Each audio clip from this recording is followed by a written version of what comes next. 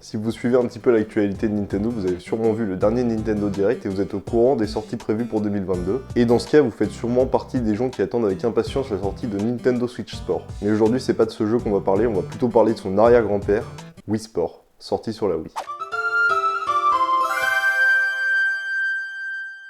Cette console, sortie en 2006, est la 5e console de salon de Nintendo et la première console à sortir après la GameCube qui, à l'échelle de Nintendo, n'avait pas très bien marché. C'est pourquoi la console débarque avec une nouvelle technologie pour la firme, les manettes sans fil. En effet, la Wii présente une nouvelle technologie de capture de mouvement grâce à ses Wii Remote, aussi appelées Wiimote. Effectivement, c'est la première fois qu'une console vous propose de placer un capteur au-dessus de votre téléviseur afin de pointer plus précisément les éléments affichés à l'écran. Ce capteur, associé à un accéléromètre, permettait de reproduire les mouvements effectués par le joueur dans les jeux vidéo. Le but de Nintendo avec cette nouvelle console était donc d'introduire une nouvelle façon de jouer, plus intuitive et plus immersive afin d'ouvrir le jeu vidéo au plus grand nombre. C'est pourquoi, contrairement à leurs concurrents de la 7ème génération, la PS3 et les Xbox 360, ils n'ont pas cherché à intégrer la course à la console la plus puissante. Et pour faire comprendre leur approche du jeu vidéo et leur nouvelle façon de jouer, ils ont décidé de proposer un titre de lancement fourni directement avec la console lors de l'achat, Wii Sport.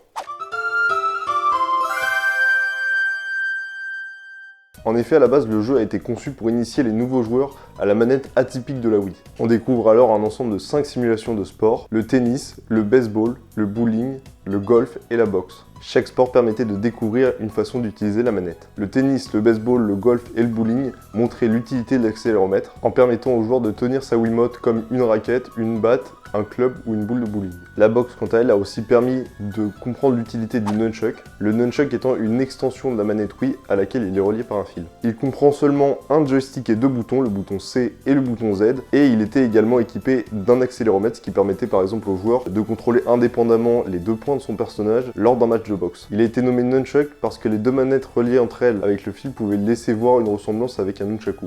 Pour en revenir au jeu, on remarque que les règles de chaque sport ont été simplifiées afin d'être compréhensibles pour le plus grand nombre de joueurs. Les contrôles sont aussi allégés pour rendre plus simple certains aspects des sports. Par exemple, pour le tennis, c'est la console qui s'occupe toute seule des déplacements du personnage, ce qui permet aux joueurs de se concentrer seulement sur le fait de renvoyer la balle. Et pour rendre le jeu le plus simple possible, il possède aussi des modes d'entraînement et de tests physiques qui permettent de suivre les progrès du joueur dans les différents sports. En plus de faire découvrir les nouvelles manettes, le jeu a aussi permis d'introduire le nouveau système d'avatar qui accompagnait la Wii, les Mi. En effet, le menu de la Wii présentait plusieurs chaînes, dont la chaîne Mi. Lorsque vous vous rendez sur cette chaîne, vous découvrez une multitude d'outils vous permettant de créer votre propre avatar que vous pourrez ensuite utiliser directement dans les jeux. La console vous permet de créer un total de 100 Mi et aussi de sauvegarder 10 Mi dans la mémoire interne de votre manette, ce qui vous permet d'emmener votre personnage avec vous lorsque vous allez jouer sur la console d'un ami.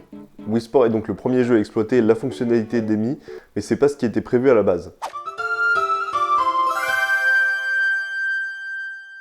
En effet, même si ce jeu a lancé un nouveau type de jeu ou une nouvelle franchise, l'idée d'en faire un jeu Mario a été proposée avant de très vite changer de direction. C'est Shigeru Miyamoto, connu pour être à l'origine de nombreux jeux vidéo comme Super Mario Bros, Super Mario 64 ou encore The Legend of Zelda Ocarina of Time, qui avait révélé cette information lors d'une interview. Il aurait dit « Quand nous avons créé Wii Sport, nous aurions pu le faire en tant que jeu Mario Sport, mais nous avons décidé de ne pas le faire. » Pareil pour Wii Fit qui aurait pu être Mario Fitness, mais dans les deux cas, nous avons décidé qu'introduire ces jeux avec une nouvelle identité ou comme une nouvelle franchise était une meilleure approche. Parce que ces jeux n'ont pas de personnages associés à eux, les gens ne vont sûrement pas les voir comme de nouvelles séries, mais quand nous les avons créés, nous les pensions comme de nouvelles franchises. Ainsi, on comprend que la même approche avait eu lieu pour le jeu Wii Fit. Heureusement pour nous, cette idée est restée au stade de proposition et on a eu droit aux Mi qui ont ensuite accompagné Nintendo sur la 3DS, la Wii U et la Switch, mais on peut également les retrouver dans quelques jeux sortis sur iOS et Android.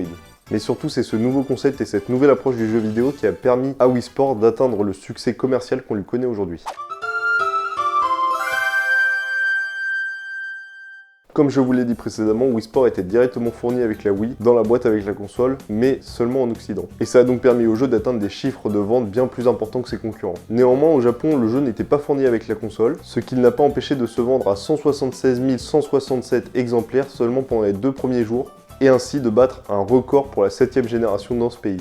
Ces conditions ont donc permis au jeu d'être, jusqu'à aujourd'hui encore, le 4e jeu le plus vendu du monde, derrière Tetris, GTA V et Minecraft. avec un total de 82,90 millions d'exemplaires. Mais ce qui fait de la Wii une exception dans ce classement, c'est que contrairement à GTA V par exemple qui est sorti sur PC, PS3, Xbox 360, PS4, Xbox One, PS5 et Xbox Series, Wii Sport n'existe que sur une seule plateforme, c'est-à-dire la Wii. De plus, lorsque les ventes ont commencé à s'épuiser 5 ans après la sortie du jeu, de nouveaux bundles contenant seulement la console sont sortis en Europe et en Amérique du Nord. Et Nintendo a donc décidé de vendre le jeu au détail dans sa gamme Nintendo Select à très bas prix, ce qui a permis au jeu de continuer à se vendre. Malheureusement, le jeu proposant seulement 5 activités, au bout de quelques heures de jeu, on trouvait assez limité. C'est pourquoi dès 2009, on découvre une nouvelle version de Wii Sport, Wii Sport Resort.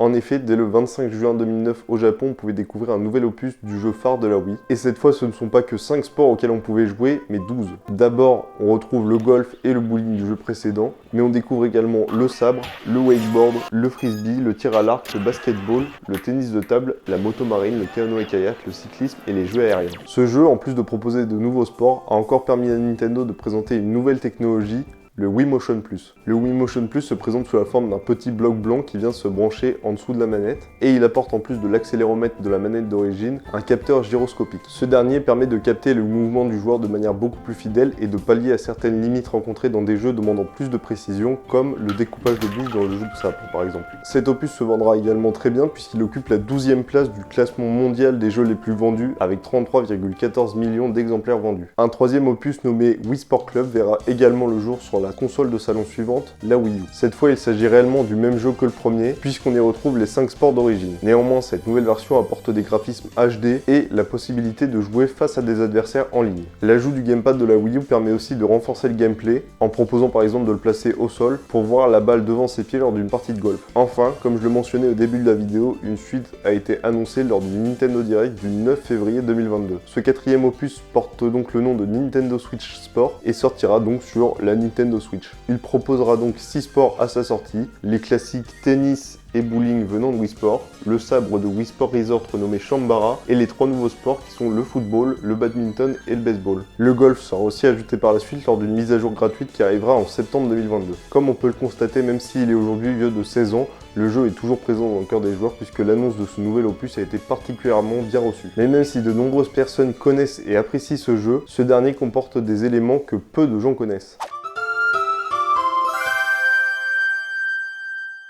Effectivement, même un jeu simple comme Wii Sport comporte des secrets. Par exemple, il y a de nombreux cas d'écran de chargement durant lesquels appuyer sur un bouton précis changera votre partie. En effet, appuyer sur un des boutons de la flèche directionnelle avant votre partie de bowling vous permettra de choisir la couleur de votre boule. Haut pour bleu, droite pour doré, bas pour vert et gauche pour rose. Pour le bowling, on connaît aussi le geste permettant d'effrayer la foule derrière vous. Il suffit de relâcher le bouton B alors que votre bras est en arrière, ce qui fera voler la boule vers l'arrière et fera sauter les mis qui vous entourent. Ensuite, dans le mode entraînement du bowling, il existe un mode puissance dans lequel de plus en plus de quilles sont disposées face à nous à chaque lancer. Et une astuce simple permet de réussir son strike pour le dernier lancer lorsque 91 quilles sont devant nous. Pour ça, il faut réussir à faire rouler la boule sur un des rails qui borde la piste, ce qui provoquera une sorte d'explosion qui fera tomber toutes les quilles. Pour ce qui est du tennis, maintenir le bouton 2 enfoncé pendant l'écran de chargement vous permettra de jouer sur un terrain différent. Pour la boxe, après avoir battu le grand champion Matt, vous pourrez maintenir le bouton 1 pour jouer avec des gants couleur argent. Pour ce qui est de Wii Sport Resort, maintenir le bouton 2 lorsque vous êtes dans le menu de sélection du Mi et de le relâcher une fois que votre Mi choisi vous permettra de découvrir de nombreuses choses. Ça vous permet de jouer au basket 3 contre 3 la nuit, de jouer au crépuscule dans l'épreuve de duel au sabre ou encore de faire une partie de tennis de table en 11 points plutôt que les 6 points habituels. La même manipulation mais avec le bouton 1 et après avoir battu le champion de ces sports vous permet de jouer avec un sabre violet lors d'un duel ou de jouer avec un chausson au tennis de table. Pour finir, en jouant au tir à l'arc, vous pouvez vous amuser à viser les différentes cibles secrètes de chaque terrain.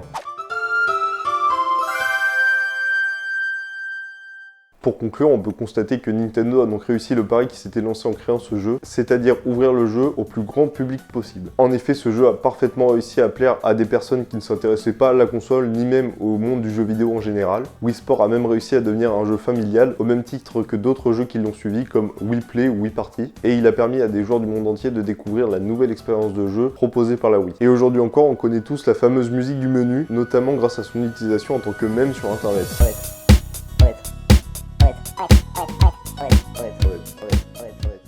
On comprend donc que ce jeu a réussi à marquer l'histoire du jeu vidéo en proposant un concept simple mais original, et que son impact n'est pas prêt de s'estomper puisque même 16 ans après, Nintendo décide de nous replonger dans son univers, même s'ils essayent de faire disparaître les Mi pour les remplacer par ça. Donc voilà, cette vidéo touche à sa fin, j'espère vous avoir appris des choses et ne pas avoir fait d'erreur. Si c'est le cas, évidemment, n'hésitez pas à me le dire en commentaire. N'hésitez pas non plus à mettre un pouce bleu, à vous abonner et à activer la cloche des notifications si ça vous a plu. Et pour me soutenir, vous pouvez également partager cette vidéo à chaque personne avec qui vous avez joué à Wii Sport dans votre vie. Vous pouvez également me suivre sur Twitter, Instagram ou TikTok, même si je poste pas grand chose. Sur ce, il est temps pour moi de vous dire au revoir et à bientôt pour une nouvelle vidéo.